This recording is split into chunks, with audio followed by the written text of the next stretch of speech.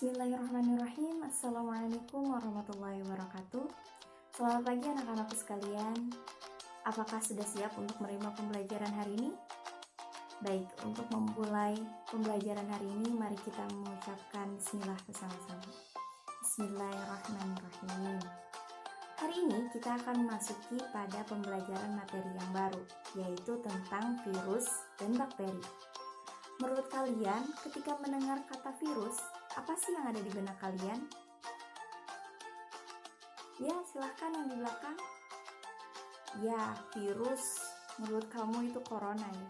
Ya, corona merupakan salah satu jenis virus yang sekarang sering kita dengar ataupun kita kenal ya. Ada lagi yang lainnya yang ingin berpendapat? Silahkan. Ya, benar. Makhluk mikroskopik atau makhluk yang tidak dapat dilihat secara langsung oleh mata. Yaitu cara melihatnya atau mengetahuinya perlu alat bantu, yaitu mikroskop. Namun mikroskopnya itu tidak sembarang mikroskop ya, tidak bisa menggunakan mikroskop cahaya, tapi harus menggunakan mikroskop elektron. Baik, selanjutnya kita akan mulai mempelajari tentang virus. Apa struktur virus, bagaimana ciri-cirinya, bagaimana dia melakukan reproduksi atau replikasi, juga apa sih peranan virus bagi kehidupan manusia. Itu ya. Adapun nanti tentang pembelajaran bakteri akan kita pelajari di minggu selanjutnya. Baik, kita mulai pada pembelajaran hari ini tentang virus. Virus ini merupakan makhluk mikroskopik yang berukuran kurang lebih 20 sampai 200 nanomikron. Ukurannya sangat kecil ya, jadi tidak bisa dilihat dengan mata telanjang.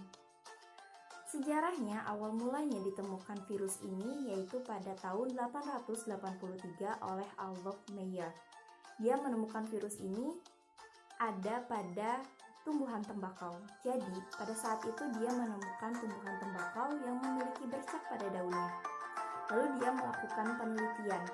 Dia mengambil daun tersebut lalu melarutkannya, dan selanjutnya dia melakukan penyemprotan pada tanaman tembakau yang tidak terkena bercak-bercak tersebut. Setelah disemprotkan, maka tanaman tembakau yang sehat itu ternyata terserang juga penyakit yang sama seperti mengalami bercak-bercak di daunnya.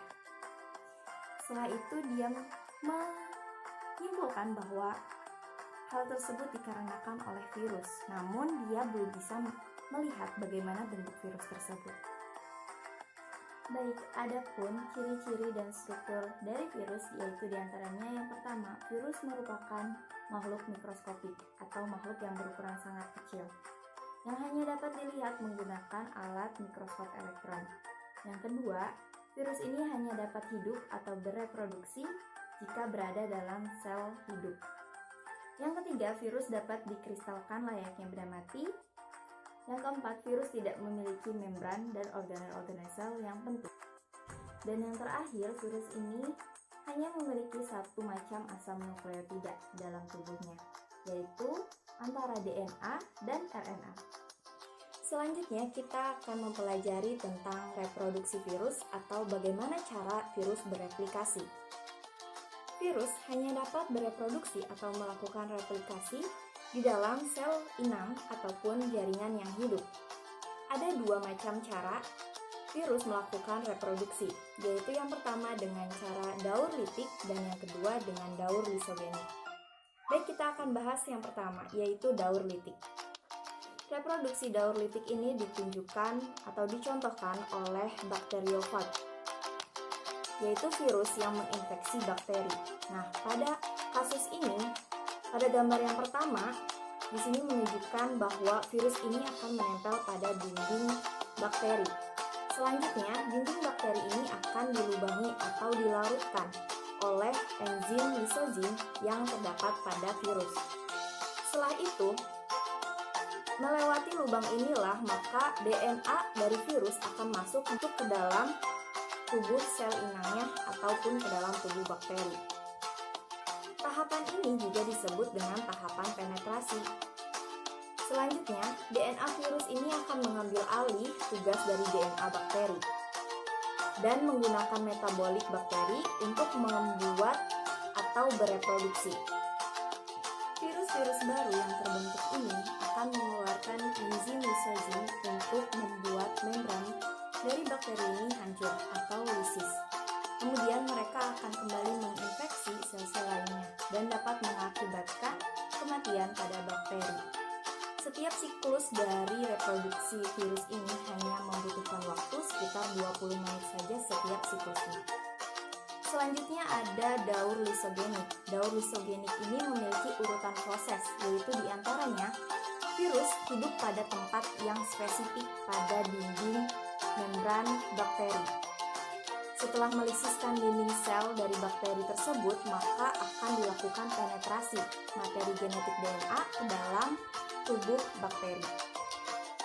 Selanjutnya, DNA virus ini kemudian akan masuk ke dalam DNA bakteri dan membentuk profag. Jika bakteri membelah diri, maka profag dalam tubuh bakteri akan ikut membelah. Sehingga anakan sel bakteri akan mengandung profag dari virus. Hal ini akan terus berlangsung terus-menerus sehingga membuat jumlah bakteri yang mengandung profag akan semakin banyak. Jika keadaan lingkungan mendukung, maka virus akan mengalami pematangan sehingga memasuki keadaan litik. Virus-virus baru pun akan dibentuk dan siap menyerang sel-sel lainnya. Hasil dari reproduksi atau replikasi yang dilakukan oleh virus di dalam sel bakteri ini dapat menghasilkan virus baru berjumlah 200 hingga 1000 virus. Selanjutnya kita akan masuk pada peranan virus dalam kehidupan manusia. Nah, virus ini memiliki peranan. Dinamakan peranan itu ada dua sisi, ada peranan positif dan ada peranan negatif.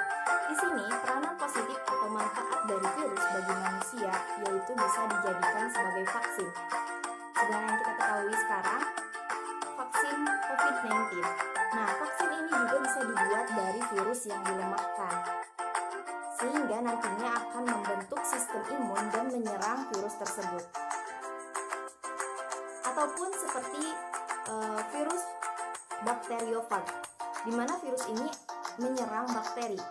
Nah, bakteri ini juga kan merupakan parasit yang menyerang tubuh manusia, sehingga ketika virus ini dimasukkan ke dalam tubuh manusia yang terjangkit atau terinfeksi oleh bakteri, maka virus ini akan melawan bakteri tersebut, sehingga bakteri itu akan mengalami kematian. Selanjutnya ada peranan negatif dari virus. Virus ini tidak hanya menjangkiti ataupun menginfeksi manusia, melainkan virus juga menginfeksi tumbuhan dan juga hewan. Ada beberapa macam penyakit yang disebabkan oleh virus. Yang pertama adalah influenza, yaitu virus influenza ini hanya menyerang membran trakea atau tenggorokan. Nah, virus ini bernama orthomycovirus. Virus ini menyebar melalui udara dan masuk ke mulut manusia melalui saluran napasan. Selanjutnya ada penyakit herpes. Penyakit herpes ini merupakan penyakit yang disebabkan oleh virus dari anggota famili Herpestofiridae.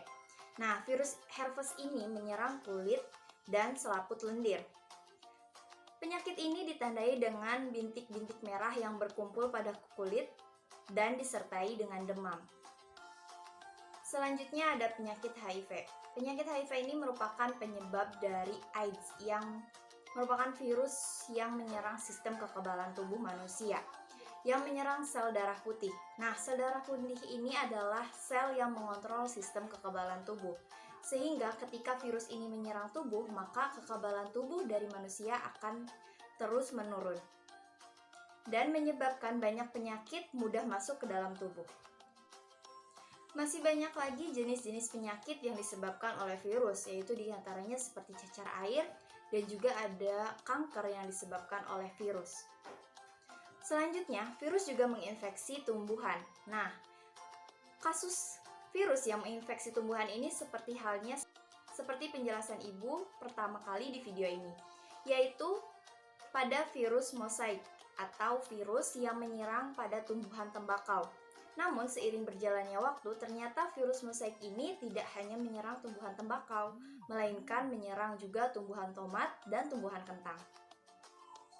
Selanjutnya ada virus yang menyerang hewan. Banyak penyakit dari hewan yang disebabkan oleh virus. Beberapa jenis virus yang menginfeksi hewan dapat menyebabkan kematian. Virus-virus yang menginfeksi hewan ini bisa juga menularkan kepada manusia melalui gigitan, seperti halnya penyakit rabies. Biasanya penyakit rabies ini merupakan virus yang menyerang sel saraf, yang menyebabkan hewan takut air dan sangat agresif. Hewan tersebut menjadi agresif dan menyerang sekitarnya dengan brutal. Nah, biasanya virus rabies ini menginfeksi seperti anjing, kucing, dan monyet. Virus ini dapat ditularkan kepada manusia melalui gigitan hewan-hewan yang terinfeksi. Hal ini menyebabkan peradangan pada otak sehingga sel saraf terganggu.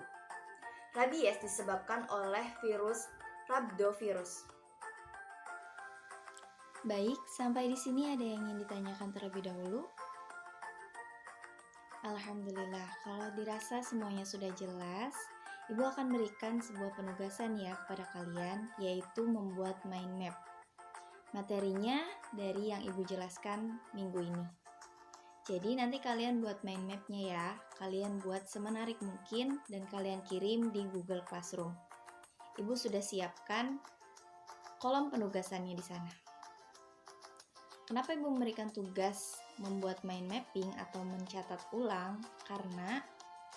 Karena ilmu itu seperti hewan buruan dan pengikatnya itu adalah tulisan. Jadi agar buruan kita tidak gampang lepas, maka kita ikat. Nah, begitupun dengan ilmu, agar ilmu itu tidak cepat lupa dan hilang, maka kita ikat dengan tulisan. Baik, mari kita tutup pertemuan kali ini dengan ucapan hamdalah. Alhamdulillahirrabbilalamin. Billahi taufiq wal hidayah. Assalamualaikum warahmatullahi wabarakatuh.